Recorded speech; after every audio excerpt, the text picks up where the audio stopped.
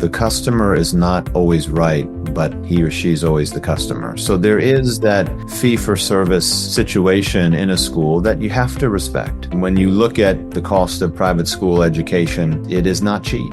I always say for parents, I want them to be able to find a school that they have peace in terms of how they are going to partner with that school in the formation of their child.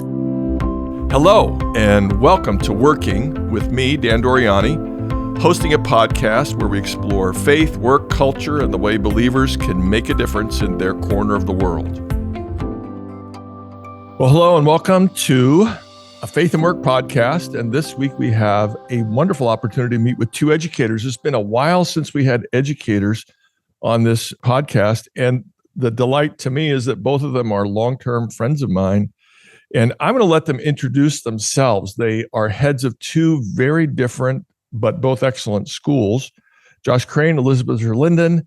Elizabeth, I'm going to let you start. Tell us the name of your school. Who do you educate? Who comes? And how big is your school? Tell us those basics. Josh, same thing in a couple minutes. Elizabeth, you first. Sounds great. Thank you so much for having me. I am excited to introduce to you Rossman School. So my school is a small, by design, elementary school in St. Louis, Missouri. We serve children from junior kindergarten through sixth grade.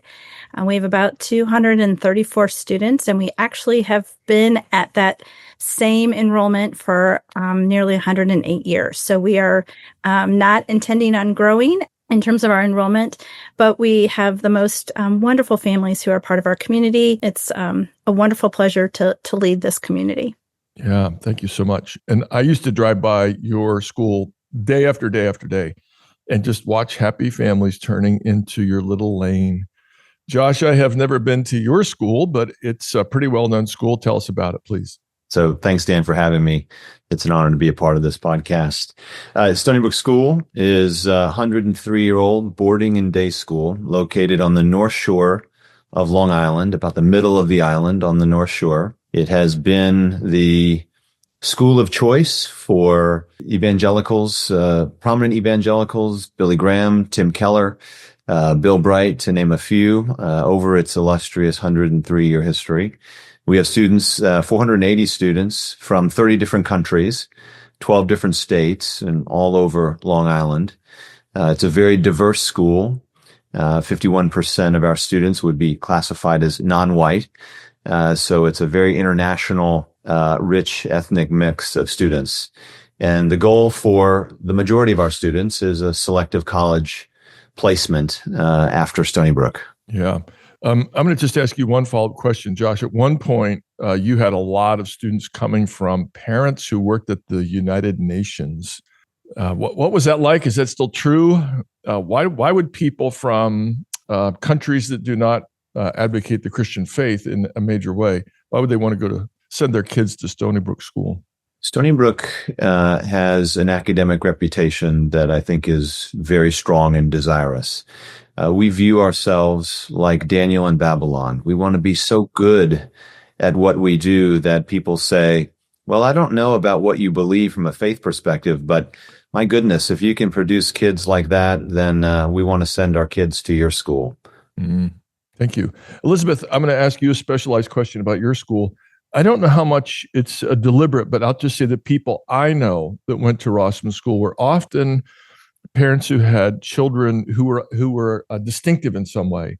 They were either extremely highly gifted. Some of them were gifted, but maybe had some challenge, and a public school wasn't the right place for them. And they found Rossman to be a great home. Now, that could just be idiosyncratic to people I happen to know.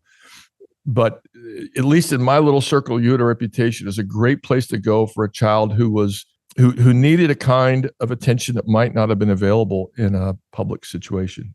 Was that just by chance that I met those people, or is that actually a trait of your school? Well, it might be a trait of all independent schools that have smaller ratio of children to faculty and just being able to provide a little bit more individualized attention.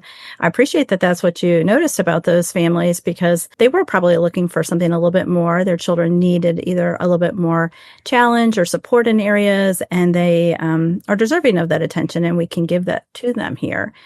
So that's likely why you noticed that. Yeah, that's great. That's great. So let me start off with an obvious statement, and that is that your schools are not identical in a variety of ways. Your students are younger, Elizabeth, older, Josh. Josh, you have, would you call it a covenantal school or a Christian school or Christian confession? Elizabeth, your school has a lot of believers, a lot of people of faith, but not a Christian school. And we're not interviewing today anybody who is head of a a public school, not because we're against public schools. Sometimes it's the best option for people. Tell us about the faith commitment and why do people want to go to your school that you haven't covered yet?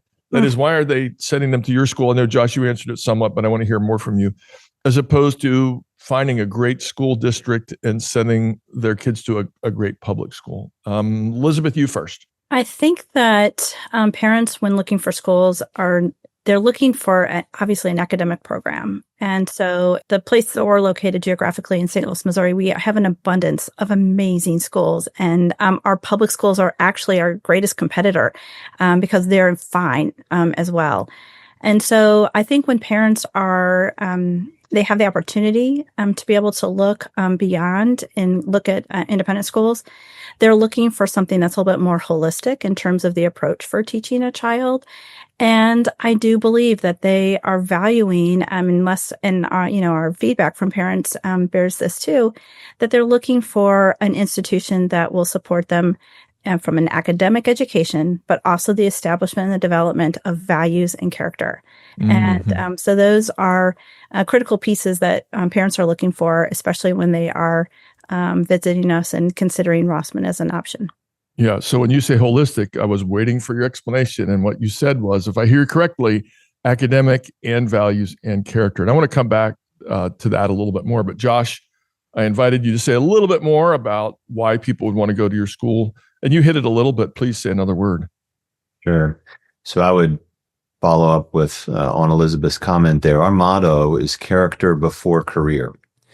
And, I've yet to meet the parent who says, I want my child to have bad character. So that message resonates, I think, across the spectrum. And again, whether you are a person of faith or not, I believe the character-based education is what parents are seeking. And we too are situated in a very strong public school district. But I think also that individual attention that private schools, our school, is able to provide is another part of the value proposition for parents. Yeah. So let me play a little game with you. I'll let Josh go first this time. So someone just moved into your town, whether the western suburbs of St. Louis or Stony Brook, New York, and you just happen to be at some kind of a mixer, fundraiser, or whatever, or you're watching a swim meet with your kids, and somebody says, "So what do you do for a living?" And you answer that you're the head of a school, a private school in particular. And they say, "Oh, we just moved to town. We don't know what to do. How do we decide what school to choose for our children?" What would you say? The private school component has a fee-based component to it, right? So that's a big factor. And when you look at the cost of private school education, it is not cheap. And so the first thing parents have to reckon with is, am I willing to sacrifice to pay my tax dollars that would theoretically cover my child's public school education? Am I willing to sacrifice those and pay tuition on top of that? So I think that's really, what the first thing that parents have to get their head around. But after that, you are trying to discern what kind of education do you want your child to have? How aspirational are they? What are their unique gifts and talents that could be nurtured at a school like Stony Brook? So you want to do a little bit more diagnostic questions with parents to get an understanding of what is important to them. Yeah, thank you so much. Elizabeth, what would you say? Well, I'm going to go back to your scenario because this is a person who's just moved into town, and this family, first of all, needs someone to welcome them to St. Louis and to be a friend. And so ultimately, when families come to us in those situations, we want to help them just understand the landscape of all schools, not just particularly our school, and just be able to share with them what are the dynamic opportunities that they have as parents in the St. Louis area. We have got great public schools and we have fantastic independent schools. And so I always feel like I'm making a case for why an independent school, then why an independent elementary school, but then most of all, why Rossman? And so I kind of funnel the conversation to that. I always say for parents, I want them to be able to find a school that they have peace in terms of how they are going to partner with that school in the formation of their child. And so I always say, take a look at schools and see if you can find a school that is aligned with your values. And it's just a really good match. And I really do believe that education is relational. So it comes down to the people and the people that the parents will be trusting to partner with them in the formation of that child in terms of the development of character, of values, and obviously their foundational education. So. Those are great answers. Thank you so much. I'm gonna give you some scenarios of kids that I know really well. So I know some kids, maybe my progeny, maybe not my progeny, maybe children of good friends, whatever the case may be. I've had conversations with kids who say things like to their parents, I am unbearably bored in second grade, fourth grade, fifth grade, 10th grade, whatever it is. And I know kids also who are intelligent and capable, but maybe ADHD, maybe ADHD plus some reading challenges. They're gifted kids, but they've also got some challenges on the side. What would you say? Just follow up. I love your answers, but what would you say, particularly if you had an extremely gifted child, and you're going to trust the parents that this child is very gifted and weeping at the end of school in first grade or second grade out of sheer boredom, which does happen. It does happen. And then, or they misbehave because they're bored. That happens also, right? Or the child who's very capable, but it just has a very hard time paying attention. Can you add any word to those scenarios? I'm laughing just because you're referring to first and second graders, and it does happen. But I always say, we never admit perfect children, and children grow just developmentally and in different ways. I would definitely agree with you that there's a lot of kids, especially who are in my school in terms of the younger group of children, that they develop in uneven ways. And so you might have somebody who is reading, but maybe is struggling with numbers or math fluency. But we will also see maybe they're also working on growing as a friend. So social emotional pieces that they need to grow in. So that happens a lot. And in terms of the spectrum of where kids need to develop is so broad in these younger years. That's very often the case, where they might have something that they prefer, something that might be boring, something that they excel in, and something they're struggling in. The wonderful thing is that independent schools have the opportunity to pull together a larger team to support the needs of children and like that. So we have at Rossman what's called our learning effectiveness team. So we will work with kids and who are struggling with all sorts of different things, from behavior to an academic challenge, or just really being super bright and just need a lot more enhancement or depth to their teaching and their learning experience. So we're able to have conversations with teachers and parents and put together strategies to help that child develop. A lot of times the child that's extremely advanced in one area may neglect the social dimension. But Josh, over to you. Of course, when you're working with 7th to 12th grade, it's not kids that are bored over 5 times 2. They're bored or falling short for other reasons. Tell us what you do to handle the student who has special challenges, whether it's a lack of an ability or very high ability. Yeah.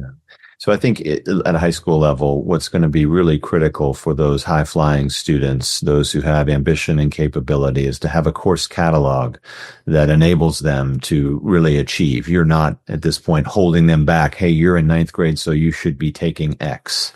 You really open up the course catalog based off a student's ability so that he or she may rise as high as the ability will allow. And so that kind of robustness, I think, is really important if you're trying to sell a family on why they should come to your school. In the area of learning challenges, I think it's just so critical that the school can demonstrate that it has learning support capabilities. They understand they have the expertise, the professional understanding of what these challenges are and how to best augment them and serve them. So we have a learning services department at our school that really does work on that one-on-one tutoring and that provision of accommodations for students in the classroom. They work work in conjunction with the teachers to make sure that these challenges that students have that may potentially hold them back if they're not dealt with are understood and nurtured. Somehow, this question is reminding me that when I was in 11th grade, I was in a public school, and to be honest, not a great one.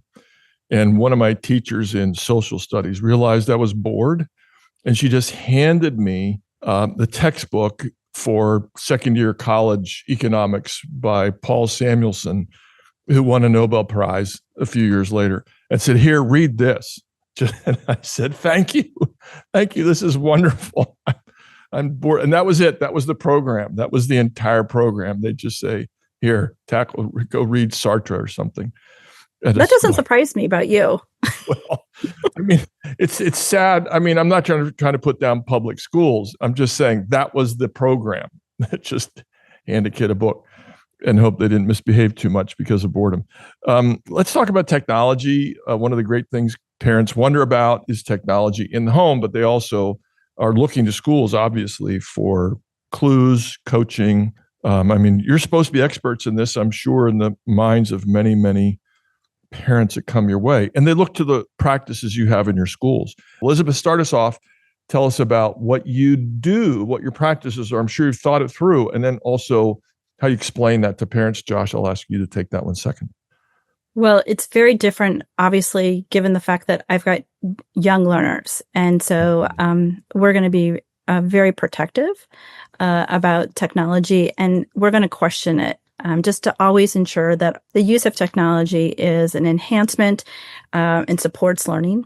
And although we are one-to-one, and we went one-to-one in COVID, and then we've just remained one-to-one in terms of our define children. One-to-one, if you would. Each child has their own either iPad or Chromebook, just based on their age. And so they have access to technology. But it is one thing that we are being very careful and mindful of. So we just are always wanting to partner with parents in what are best practices, especially as children are developing and getting their hands into technology and being curious about it. We have a digital citizenship curriculum so that the kids are learning about how to be respectful of the technology. It's a very powerful technology. And then also we're very vocal about how we feel about giving children non-educational technology, and that being giving them access to smartphones and social media. And so we joined with, I think it's probably 48, 49 schools in putting together a joint statement to parents to recommend that they hold off on that as long as possible. Just knowing, all the research that's been done. If you've read Jonathan Haidt's The Anxious Generation. So in response to that, we're just always wanting to say, why so early? Let's hold off on the exposure as long as we can.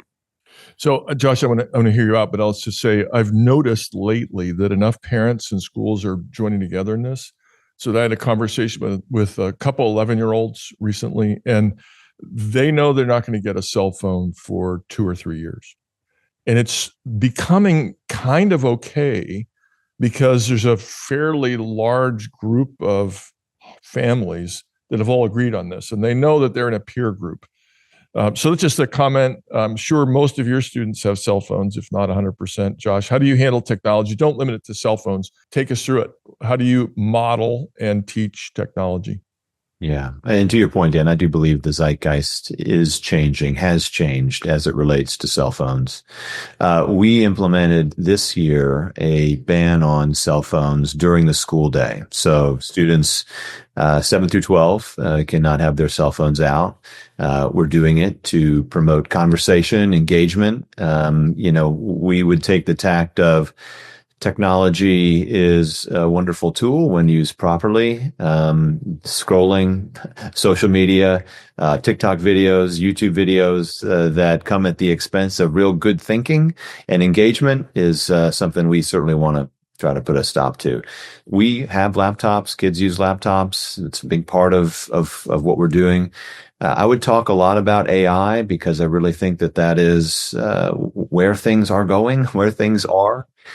We use a technology called Flint in our classroom, which gives students and teachers the capability of harnessing AI technology with guardrails, basically a sandbox in which teachers can play and can set parameters to just better harness the utilization of that technology and give students and teachers a level of accountability so that they can kind of see what's being done, so that it's not just rampant cheating. But that is going to be the biggest thing that we will deal with from a technology standpoint moving forward. Yeah, no doubt about that. Some professors that I know are now saying, go ahead and use technology to start your paper. By professors, I mean college professors. I know one seminary prof, grad school prof, says you can go ahead and use it if you want to, but you have to promise or I'll find a way to detect whether you're using it full-fledged all the way. Do you want to follow up, Josh?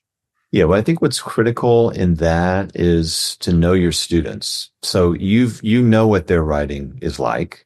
And then all of a sudden they produce a whiz-bang paper that you've never seen before. You're going to have questions. Mm-hmm. But I do believe that properly used, AI is a remarkable unlocker of creativity. And I think that is the way in which that's the best use of it, the way that we should aspire to use it. It is not something to just, hey, this magical tool that I get my homework done with in, 2 seconds flat, but it is really a precursor, the step to unlocking your best thinking. And that's how we've started to encourage kids to think about it. Elizabeth, I know you could probably say something about AI, but I want to talk about video games for kids because how do you coach them? Because among, 6, 7, 8, 9-year-old boys, I mean, it's just, for so many parents, it's just a nonstop battle. They want to play their games, whether it's, Minecraft or I can't think of any others right now. How do you coach the parent who's got a boy, and sometimes a girl, but it's a little bit more boys, who just is dying to play video games all day, every day?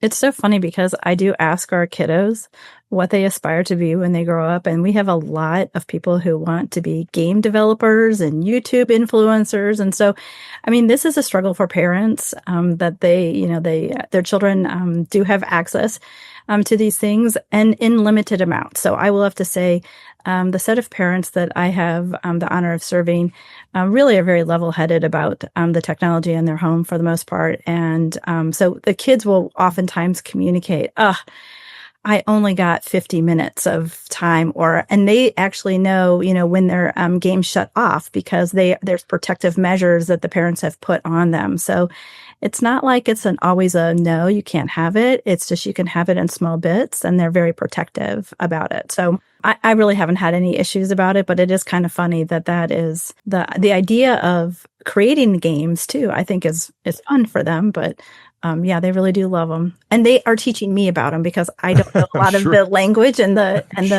people who are in them. So right. Yeah, they have to teach me about it. Yeah, that's great. You're both leaders of good schools with really good parents. So I'm not going to ask you to say anything negative about your parents, but I'm going to invite you to make a general comment about other people you know who are heads of schools. It is a phenomenon, at least some heads of school, private schools notice, and that is that there's a bit of entitlement.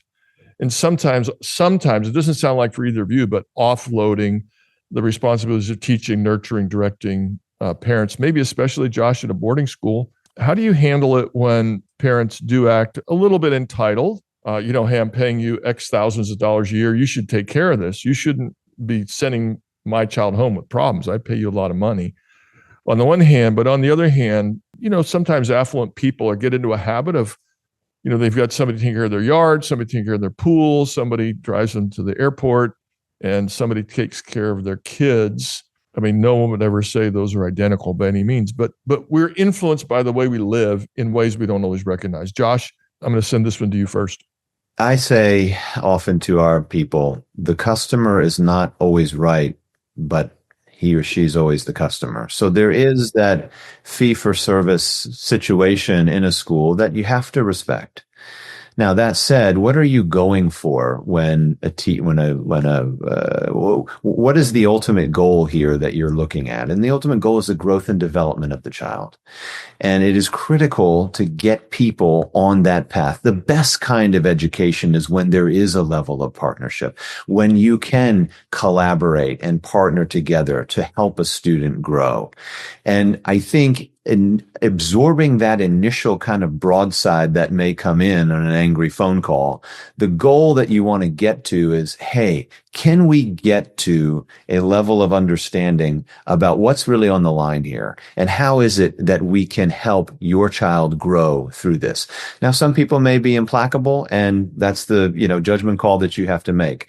But if there's a modicum of reason there, after the initial kind of blow up, there is hopefully that ability to partner and say, this is why we're doing this. This is what the ultimate outcome and goal is. And I'd be so grateful if we could work together to see that happen.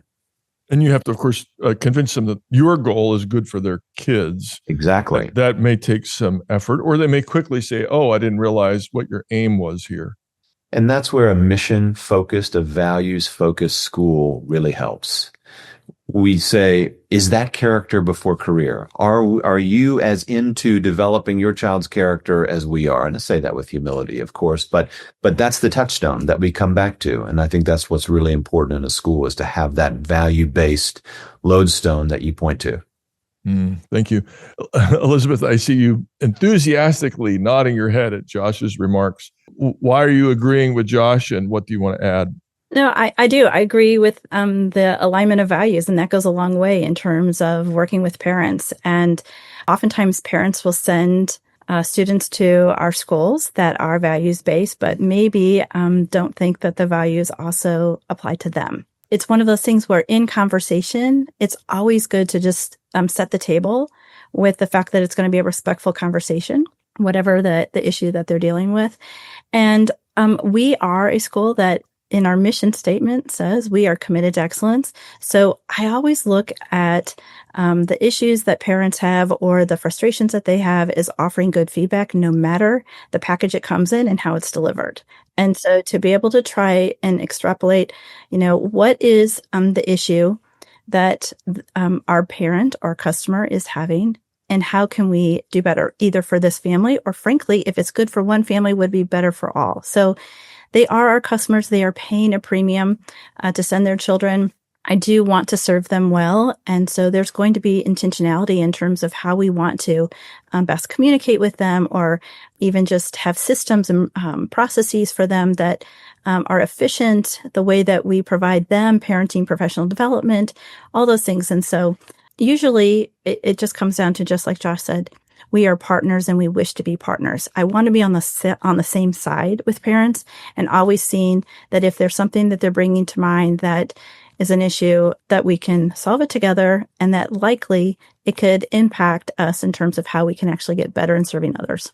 I like the way you express yourselves. Josh, you say an angry phone call. I mean, that's the exact words. And Elizabeth, you say somebody making a point in a manner that might not be by preference, something like that. But they're both different ways of saying we have to look for what's good, the valid concern. So as a prof, when I have a student who's way off, angry, upset about something, they're always upset about something that's somehow valid. And so I can say, well, you're addressing a very important question. I'm not saying, and in the most preposterous possible manner, and if you'd please calm down, we can make some progress. But you can always say things like, that's an important issue, that's an important point, you're raising an important question. Do you want to add anything else to what you said about working with parents who have concerns? I would love to just add that I love it when parents actually come to us and share that, because a lot of conversation or a lot of frustrations are discussed on the sidelines of the soccer field or among parents. And oftentimes when parents come and take the time to meet with the head of school or a director, division director, that type of thing, they can get some feedback that actually helps them know what is the what's really going on, or that there can be some clarity that's provided, because oftentimes parents are hearing one side of an issue, and they've created a narrative that might be not 100% accurate. And so I'm so thankful when parents actually come and give us the honor of the conversation and give us the opportunity to correct things, or to work with them to make things right, whatever it is. Elizabeth, the way you express yourself, it's easy to see why people like your school. Josh, you want to add anything? Or shall I put my next question to you, which is, what do you like the most about your job? We just kind of covered the hard part of dealing with parents who have, let's say, strong concerns that are somewhat misconceived. What's the best thing in your job? The best thing, there are lots. Boy, that's a tough question. All right, name 3 or 4 of the best things. It doesn't have to be the best. Seeing students grow, seeing their understanding of the world, their character develop, to see a student who comes in 9th grade and then graduates as a more whole person, I think is really amazing. But I also think being able to have a vision, to see something come to fruition in your school, to lead a community towards certain objectives or outcomes, is really gratifying. And for me, public speaking is something that I super enjoy, and so you have lots of opportunities to do that at the head of school. And I would say that that's something that I really like. That's great, Elizabeth. What do you like the very most? I will say the time with the children. I say that I have 2 children of my own and 234 children in addition that I love almost as much. And so this morning I had 2 children who came into my office, both of them with wiggly teeth, and they had waited over the weekend so that I could pull their tooth. I have the honor of being in kids' lives and hearing about, just the sweet little innocent things during their day, what they've played out at recess, the things that they're creating. I love the fact that they come to me and they love to brag about each other. Oh, Mrs. E, you've got to go down to the art room so that you can see what Josh made. There's just a sweetness to this age and this season of life that I get to be a part of and experience every day. And then I will have to say, I absolutely love working with my colleagues and the leadership team that I have the joy of serving with. They're fantastic. They're incredibly intentional educators. And I will sometimes sit back. I often sit at the head of the table. So I sit back and I have this view of everybody and the way that they're communicating just about children, how to support children. I literally lean back and just almost whisper, thank you. It's just, I'm so grateful for the people that I get to work with and just the robust way they arrive each day and are collaborating in very purposeful work. Yeah, that's good. You're reminding me that my wife taught 16 years in a Christian elementary school. And she said, I just love the kindergartners and first graders who still can't always sit in their chair. I mean, they literally fall out of their chair still for the first few months in school, and first graders kind of forget how to sit in the chair. But they also gave her hundreds of hugs, and the little ones would actually call her mom. And she said, I mean, it just melts your heart. So there's so many sweet things. Obviously, teenagers aren't quite as sweet and don't give out hugs and call you dad, I'm guessing, Josh. No, that hasn't happened. But I do get the occasional fist bump, which feels good. Yeah, right. Or they start joking with you and it's really funny and they banter the way 15 and 16-year-olds can. I want to move to something else. You started to talk a little bit about the physical side of things, recess, Elizabeth. Athletics play a very big role in schools, sometimes even more so in private schools, depending on where you are. The arts, of course, play a very large role as well. And we also know that sports probably play an outsized role in many schools, and they certainly do in the schedules of many parents. So I'd love to hear how you address, again, your settings are very different, so it'll be interesting to everybody. How do you address the issue of sports and extracurriculars in your schools? And whoever wants to take it first can have it. I'm happy to start because we are just foundational. And so I know that Josh is going to have a more elaborate answer to how that works out for kids his age. But we're simply providing opportunities to experiment along those lines, to just get a sense of different athletic, different sports, growing teamwork, talking about, the social dynamics of sports.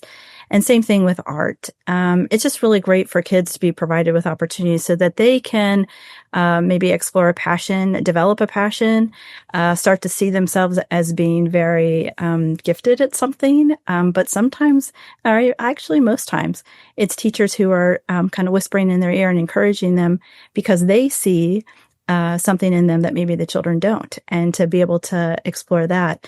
So it's very much just rich opportunities.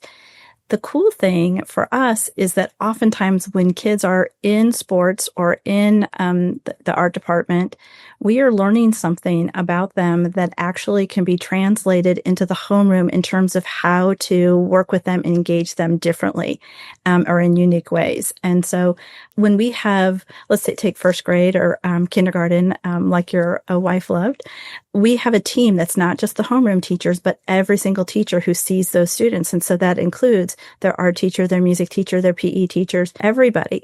And it's really interesting when the art teacher can reflect on an issue the homeroom teachers are having with a child's engagement and then be able to give a suggestion and say, this is what's working for me in the art room. And this child's wildly focused. And then they apply that to the homeroom. And so it's really wonderful to have that team to be able to pull different things for how kids show up in athletics and arts as well. Yeah. I find that a lot of times a child who seems to struggle academically will have, or would seem to be miles away from leadership, can actually be very good at reading people, maybe not reading books in an athletic setting, and maybe a very effective leader in non-academic ways. And so we learn a lot more about the student. But Josh, it's very different when you work with grades 7 to 12. Of course, when they're younger, they're trying everything. They're going to try swimming and track and volleyball and hitting an object with something in your hand, whether it's a baseball bat or a tennis racket or whatever. But in high school, there's a tremendous tendency to specialize and get coaching, get serious, look for scholarships. What would you like to tell us about that? Yeah, so I would answer the sports question with two dimensions to it, really character and talent. So our founder, Frank Gabeline, called athletics co-curriculars, not extracurriculars, because if the game is develop character in young people, well, the playing fields, courts, surfaces are a great place to develop character, perseverance, teamwork, collaboration, winning with grace, losing with grace, all of these things that are undoubtedly a part of human experience can be forged on those fields. And so looking at athletics firstly as a place to develop character, I think is the right way to do it. But secondly, some people are really gifted athletically, and that is to be celebrated as much as the kid who is a genius in mathematics or physics or whatever their particular academic discipline can be. And recognizing that the amount of time and practice and skill that someone puts into a sport is something to celebrate. It is something to behold and to say, wow, you have this amazing gift, and I want to be the best possible steward of that gift while you're here. Now, we have, for example, a nationally ranked baseball team. We will have students who are drafted, potentially even in the first round of the MLB draft this year. And so what does it look like to support them in their endeavors? That's a nutrition, question. That's a training question. That's working within our schedule to ensure that, yes, they have their academics covered, and they're also able to participate in some of these very unique opportunities that they've earned, that their talent, hard work, skill, et cetera, has earned. And so it's, again, from our perspective, a school perspective, how do we serve the needs of our athletes, the way in which we serve the needs of our high-flying academic students? Well said. I happen to know that when you were head of another school, Central School in St. Louis. A man named Jason Tatum was a grade schooler. Now, you may not know who Jason Tatum is, but he was the MVP of the NBA playoffs. He was the best player on the best team in the NBA last year. And he went to your school, and everybody knew when he was in third grade, he was already the best basketball player at the school. People knew he was destined for greatness, and people tried to take care of him, even in grade school. Definitely. And Dan, I'll tell you a funny story about that. My basketball claim to fame is that I did beat Jason Tatum. It was the tradition in the school, Central, that you referenced, where the faculty would play the sixth graders in a game of basketball. And we won on a last-second shot because Jason had scored, I think, maybe 50 points by himself against us. But yeah, that's I watch him on TV, and I remember him in my office in third and fourth grade, working through some, just having some good discussions about the development as a young person. Yeah, that's great. That's funny. I have a basketball claim to fame. Oh, do you? Okay. Mm-hmm. I don't, so it's all yours. So every year when we start the new year, we always show pictures of what our teachers have done over the summer. And some are funny, some are family. It's just, adventures that they've been on. So one year I decided that I was going to tease the kids a little bit. And my picture was of me dunking a basketball. And it was a great picture. They just didn't get to see the fact that I had jumped off of a ladder to get up there and dunk it. And so the kids were just amazed. They're like, "Oh, that's good." Oh, I'm like, yeah, all summer long I've been practicing my dunking. That's pretty good. Hey, we're kind of close. It would be delightful to talk for another half hour, but we're kind of close to the end of our time. Let me ask you, I won't quite call this a rapid fire question, but we're moving toward the rapid fire questions. Philosophers in education, we have Plato and Socrates, who believe that the child knows everything. You just have to bring out the innate knowledge that's in them. John Locke, by contrast, said, child is a tabula rasa. There's nothing there. They're just an empty container, blank slate. We pour it all in. And then there are people, I see it as an extension of Hegel, but Piaget and all the other people who love to talk about developmental stages and, a child can't do this until they do this. And I find that there's, all three are kind of interesting because sometimes children know things that you can't imagine how they know. And then that's proof for Plato and Socrates. With Locke, it's more like, just look how differently a child can turn out based on the education. I mean, they can wholeheartedly embrace atheism or communism or Christianity or self-sacrifice in a great cause because of the education they received. I'm always intrigued by the developmental stages in kids, but on the other hand, I've had kids that had and grandchildren and children in my life of very uneven levels of maturation. So if their mind is way up here, their emotions are often way down here, or they're normal, let's say, or their body's way up here, but their mind is just like anybody else's. So in 90 seconds or less, who do you like more, Socrates and Plato, Locke, or Piaget and all the developmental people? I love how you said with the right questions, like what you bring out with questions. And I will have to say that that's one way that I lean as an educator, that I do agree that questioning is a powerful and strategic tool. And when using it with children, it is incredibly eye-opening, and it's wonderful for us as educators because we are learning how to make their learning visible if we ask the right questions. And in fact, we will actually study how to question in the classroom as an entire faculty. So the most important and question for me is, how do you know?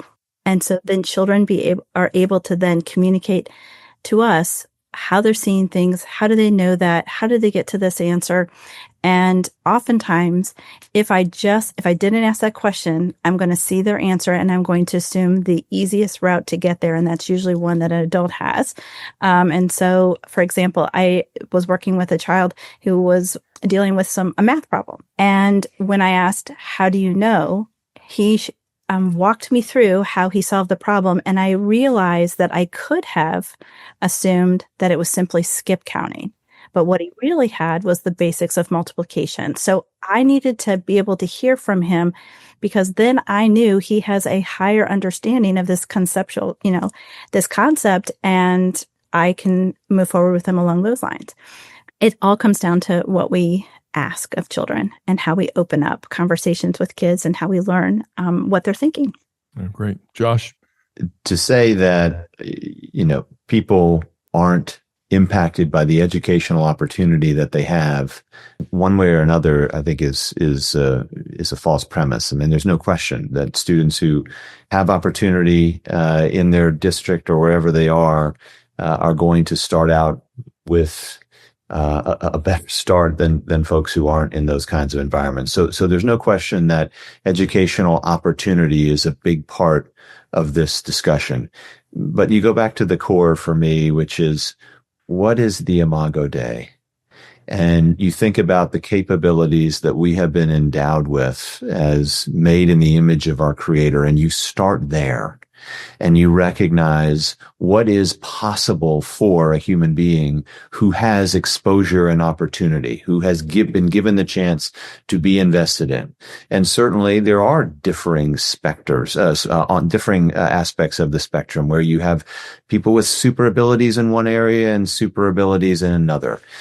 Your job as an educator is to help discern what those are and unlock them further and develop that talent in a mature, robust way. And so, I'm not a blank slate person by any means, because I think we bring a lot to the party, and part of the innate gifting are also these particular gifts and skills that we have been given and endowed with for reasons that it is our job to figure out and discern as we move through life. But I think for me, it starts with the Imago Dei, and there's already a lot in there to work with. There's a lot of great raw material. Yeah. Well, that actually kicks off our next question, non-artificially. So the next question was, although, Josh, you're in an explicitly Christian school, and Elizabeth, you are a woman of faith, but not in an officially faith-based school, Christian doctrines have an enormous role in shaping the approach to education that a Christian has. We can mention any number of doctrines or concepts, foundational doctrines. One is the creation image of God. All humans are therefore dignified and have immense capacities. Another is the doctrine of creation, and that God made a good, orderly creation, which still holds together in many ways, which is a foundation for science and math. Also, the doctrine of sin helps us when it comes to children and parents who, and for that matter, teachers who might not behave quite the way we would like. Doctrine of redemption. What doctrine, other than you just mentioned Imago Dei, what doctrine especially shapes your approach to education? Doesn't have to be just one, Josh. They're all there. It's like asking you to pick your favorite child in terms of the discussion here. But you start with the creation. You start with the fact that there is this opportunity to help unlock the creation, to discover what God already knows, but has given us the privilege of studying and pursuing. But your plans fall apart if you think this is utopia. You have to realize that it's not only people who are broken by the fall, but the systems in which we operate. Buildings don't always work the way that you want them to work. Buses break down. All of these things are a real part of educational leadership. You cannot presume that you're going to have 180 rosy days. So there's a level of patience. There's a level of improvisation. There's a level of, just perseverance that's necessary in a world that doesn't always work like it ought. And of course, in education, you're also holding out greatly. You are moving forward with the hope of redemption, because you see often students, people, they make mistakes. They're on a journey. And if you're not holding out hope for redemption, that child can persevere, that there is a better day for him or her, then I think you're in the wrong business. Certainly the doctrine of Imago Dei, the doctrine of creation, doctrine of redemption, give us the hope we need when things are difficult in education. Thank you, Josh. Elizabeth. Well, I would say that thinking about creation, his glory runs around me every day in school. And so I just have the pleasure of being among children created by God. And they are wonderful representatives of his goodness in this world. They are each unique. And honestly, this is just a beautiful role to be in because I get to honor that uniqueness along with my faculty and staff. But we also have the responsibility and to model and to teach when things don't go well. And so when someone falls short. And so even though we're not a Christian school, we are a school that is going to help children learn about humility and forgiveness and the responsibility of making repairs in relationships. And that's not just in words, but that's in action and just how we go and move on. And that no matter what, whatever trip and fall we make, that children are loved, period. They need to be extended grace to learn grace. And we can do that here, whether or not we're a Christian school or not. That's terrific. Thank you. I have one more question, and it's short. Okay, you ready? What book would you recommend to eager parents who want to know something challenging, beautiful, something that's coming down the pike, a brilliant book about education? What would you have our listeners read? So I would say, Dan, I'm going to do two. Sorry. That's fine. That's fine. Jonathan Haidt's Anxious Generation, I think, is really critical to understanding the power and impact of technology on kids. At the same time, I would also recommend Ethan Mollick's Co-Intelligence, which talks about a future in which artificial intelligence is very much a part of our everyday reality. How do you spell Mr. Mollick's last name? Mollick. Very good. Thank you. Elizabeth? I'm going to go hands down. Anxious Generation is definitely one that is very impactful and I think is really good for parents to read. I'm actually looking at my bookshelf and just some of the titles that I'm... Are you going to give me 5 titles? You can't give me 5. Just give me... No. I'm not going to give you, not 5 titles. But I'm looking at all these titles and many of these titles are from when I was a mom. And so I share them with my parents. And so I have a lot of books up there that have the word challenging in them in terms of the challenging child. Challenging child, yeah. Yeah, because there's going to be bumpy years and bumpy experiences with kiddos. And my favorite title was for my son was The Crumpled Paper in the Backpack Was Due Last Week. That's the title of the book. I have to tell you, I heard a story about that very thing just about 3 days ago. So the crumpled paper was due last week. That's great. Listen, it's been a pleasure to have Josh Crane, head of Stony Brook School, Long Island, New York. Elizabeth Zurlinden, head of Rossman School, St. Louis. It's been a delight to have you. It's, of course, good to talk to you because I like both of you, but I love the wisdom and the thoughtfulness that both of you show, and may God bless you as educators. Thank you so much for giving us some of your time and your wisdom. Thank you, Dan. Thank you so much, Dan. Working with Dan Doriani is a production of the Center for Faith and Work St. Louis. We seek to promote faithfulness in the workplace, in education, in discipleship, and in the stories of believers who've applied their faith at work. If you want to put your faith to work and change your corner of the world, visit our website, the Center for Faith and Work St. Louis. Look for faithandworkstl.org. That's one word. We'll help you start a cohort with like-minded believers who also want to practice their faith at work. This podcast is donor-supported. To keep us going, please donate on our website. Maybe more importantly, you can support us by listening, by subscribing, by sharing, by liking us, by posting us on your favorite platform, or go old school and tell a friend.